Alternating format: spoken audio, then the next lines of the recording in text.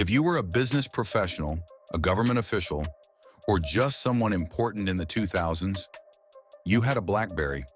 Barack Obama refused to give his up when he became president, forcing the NSA to create a special secure version just for him. The physical keyboard was sacred. BBM, BlackBerry Messenger, was the way people texted, with everyone trading BBM pins like currency. People called it Crackberry because it was so addictive. Checking emails became a compulsion, a nervous tick that business people couldn't control. At its peak in September 2011, BlackBerry had 85 million users worldwide and held 50% of the US smartphone market. Then Steve Jobs unveiled the iPhone.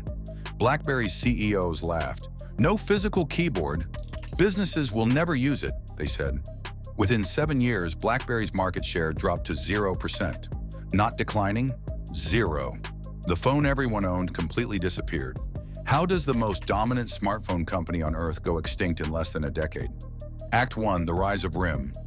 The story begins in 1984 in Waterloo, Ontario, not Silicon Valley, but a quiet Canadian university town, known more for its engineering school than tech innovation. Mike Lazaridis, a Turkish-born Greek-Canadian engineering student at the University of Waterloo, won a contract from General Motors to develop a network computer control display system. The catch? He didn't even have a company yet. 2 months before graduation, Lazaridis did the unthinkable. He dropped out of university, took a small government grant and a loan from his parents, and founded Research in Motion with his childhood friend Doug Freegan in a small office above a bagel shop. RIM wasn't glamorous at first. They made circuit boards, computerized display boards, and automated barcode readers for film editing. They even won an Oscar and Emmy for their technical work on film production technology. But Lazaridis saw something bigger: wireless technology. He became obsessed with the idea of mobile communication, believing the future belonged to devices that could send and receive data wirelessly. In 1992, a Harvard MBA named Jim Balsillie came knocking. He initially wanted to buy RIM, but instead invested $125,000 and became co-CEO alongside Lazaridis.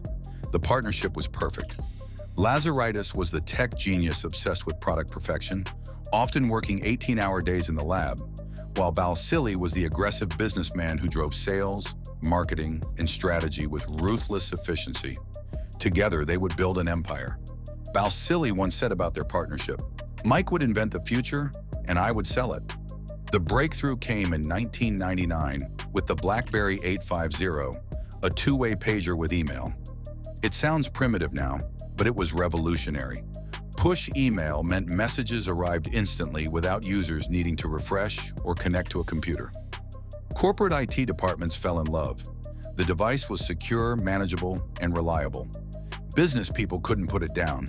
They could respond to emails immediately from anywhere, transforming how work got done. The Crackberry nickname emerged almost immediately, and BlackBerry was just getting started. In 2003, BlackBerry introduced its first true smartphone with phone capabilities. The physical QWERTY keyboard became BlackBerry's signature: fast, accurate typing that touchscreens simply couldn't match. Executives loved being able to type emails with their thumbs while walking between meetings.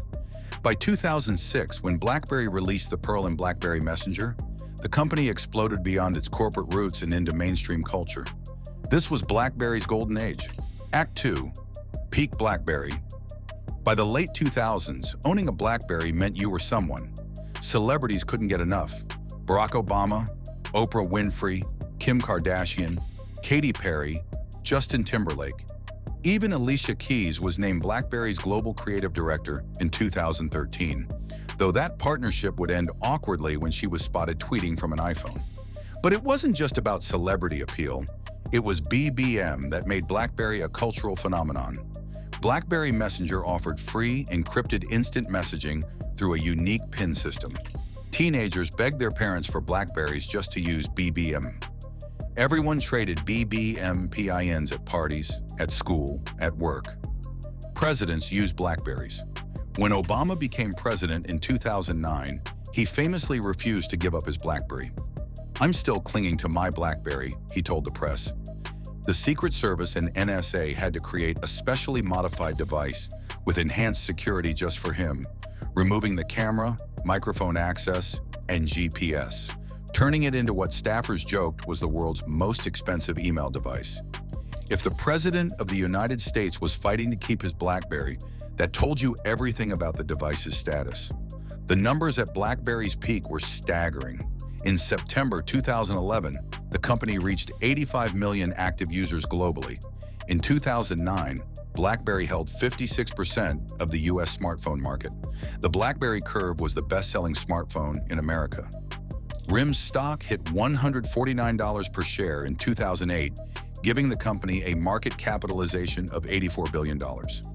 Fortune magazine ranked RIM as the fastest-growing company in 2009. Mike Lazaridis and Jim Balsillie became Canadian heroes, homegrown tech titans competing with Silicon Valley giants.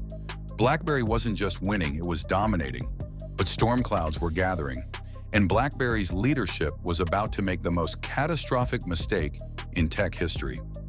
Act 3. iPhone changes everything. January 9, 2007. Steve Jobs took the stage in San Francisco and unveiled the iPhone. Mike Lazaridis was watching from his treadmill at home in Waterloo. He froze. How did they do that? He wondered aloud.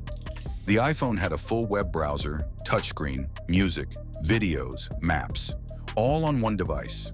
Lazaridis was shocked that AT&T had given Apple such favorable terms.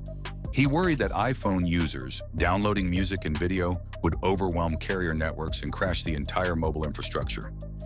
The next day, Lazaridis called Jim Balsillie into the office and made him watch the iPhone presentation. "These guys are really good," Lazaridis said, his voice filled with concern.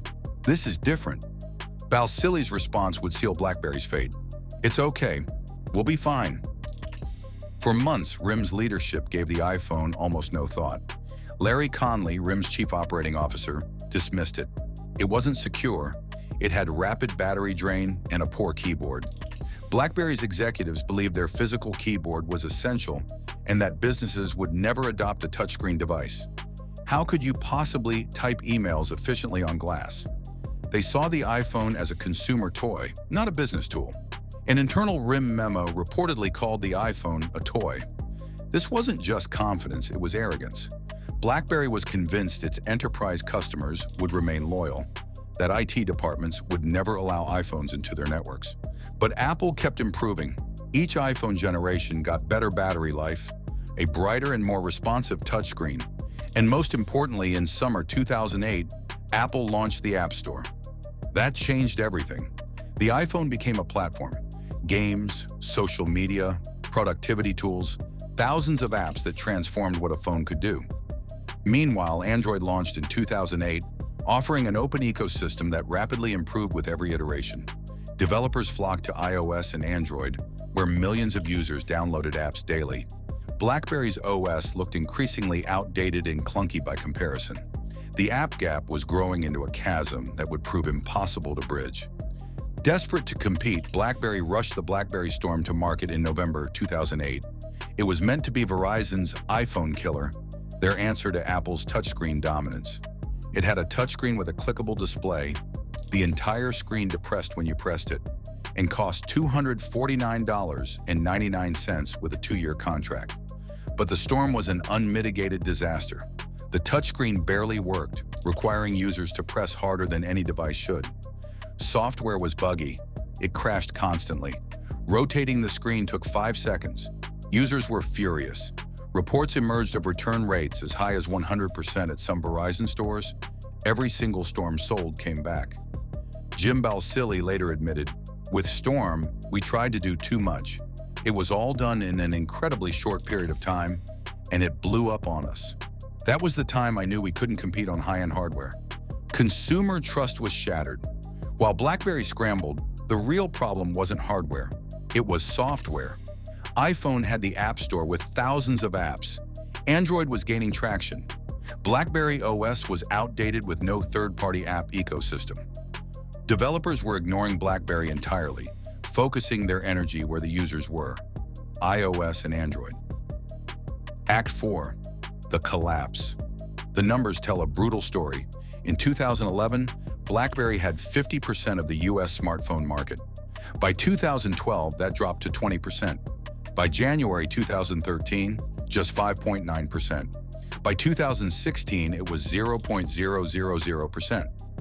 This was the fastest collapse in tech history.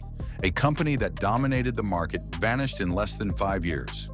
In January 2013, RIM rebranded itself as BlackBerry and launched BlackBerry 10 OS with 2 new devices: the Z10, a full touchscreen phone designed to compete with iPhone, and the Q10, which combined a touchscreen with BlackBerry's signature keyboard for loyalists who couldn't let go. CEO Thorsten Heinz declared it a fresh start, a new beginning for the company. Reviews were mixed. Too little, too late. The fatal flaw? Apps. BlackBerry 10 didn't have Instagram, Snapchat, Netflix, or any major apps consumers wanted. Developers had no interest in building for a third platform with such a small user base. Consumers were already locked into iOS and Android ecosystems, with years of purchased apps and familiar interfaces.